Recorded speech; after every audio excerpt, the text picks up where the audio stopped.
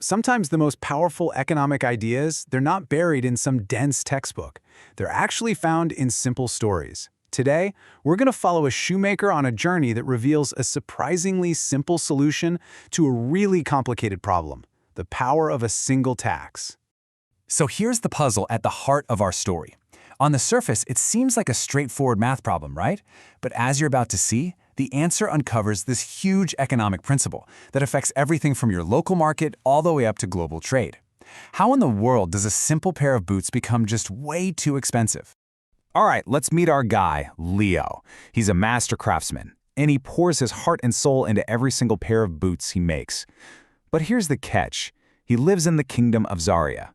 And the most important thing to know about Zaria is that it's divided. And that division, that's the real root of his problem. See, Leo's challenge wasn't actually making the boots. He was incredible at that. No, the real problem, the nightmare, was just getting them to the market.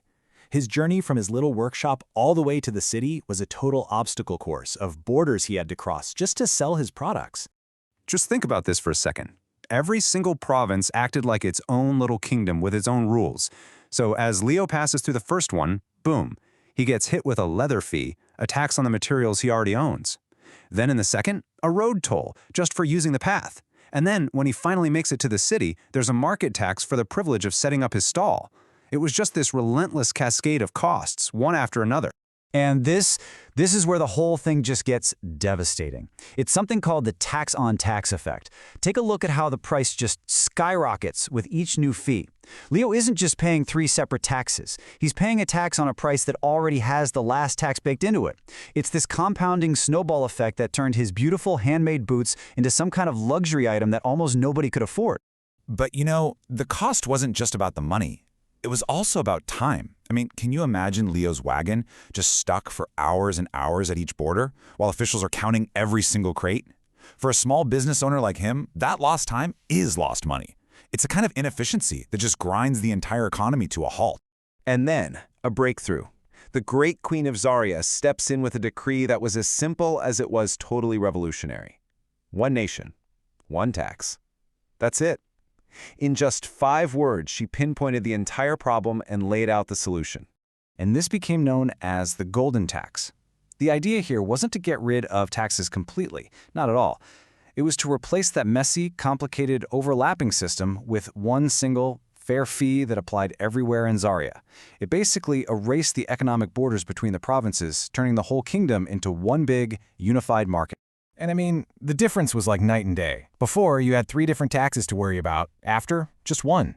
Border crossings went from being this slow, painful process to being open and fast. And the result?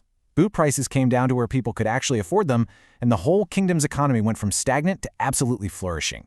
The impact was just undeniable. And what about our shoemaker, Leo? For him, the change was immediate. Those long, frustrating lines he used to sit in, gone. They just vanished. The borders opened up, and all of a sudden his boots were affordable, and his amazing craftsmanship was finally getting rewarded. The barrier between him and his customers was just gone. And of course, this didn't just help Leo. The ripple effect transformed the entire kingdom. With all those internal trade barriers torn down, the economy just caught fire. As one person from the time wrote, Zaria finally started to trade as one big family, where everyone was benefiting from this new, free, and efficient flow of goods.